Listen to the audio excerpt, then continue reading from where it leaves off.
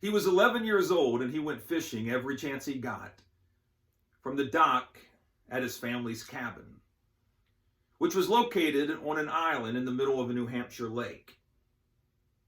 It was the day before bass season was to begin, and he and his father were catching sunfish and perch with worms. Well, at one point, the boy put a silver lure on his line and decided to practice his casting. He would watch as the lure hit the water and there would be a ripple effect, and then it soon became a silver ripple as the moon began to rise over the lake. When the boy's pole doubled over, he knew he had something big on the other end. His father watched with admiration as the boy skillfully worked the fish alongside the dock. And then a couple of moments later, the boy lifted that exhausted fish up out of the water. It was the largest fish this boy had ever seen. But it was a bass.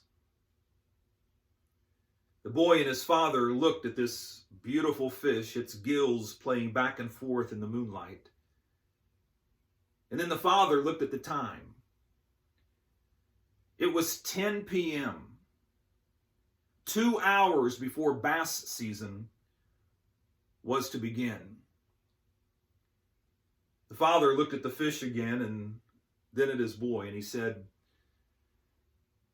"You're going to have to put that fish back, son." "But Dad," the boy cried. "Oh, there'll be other fish," the father reassured him. "Yeah, but not like this one." The boy looked out over the lake. There were no other fishermen to be seen. There were no other boats on the water in the moonlight. Even though no one saw him catch the fish, and there was no way anyone could possibly know exactly what time the fish had been caught, the boy could tell by the clarity in his father's voice that this decision was not negotiable. So the boy worked the hook out of the lip of that bass and lowered the fish back into the water. It swished its powerful body and then disappeared in the darkness. As the fish swam away, the boy suspected that he would never again catch such a marvelous fish. Well, that was 34 years ago. And today, that boy, now grown, is a successful architect in New York City. His family still owns the cabin on the lake in New Hampshire. In fact, he now takes his own son and daughters fishing from that same dock whenever he has the opportunity.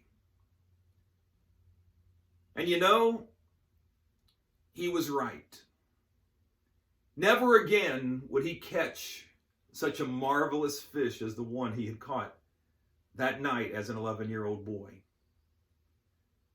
But he sees that fish in his mind over and over again every time he comes up against a question of ethics. Do you do the right thing when no one is looking? Do you refuse to cut corners even though it would benefit you, though it would hurt the customer?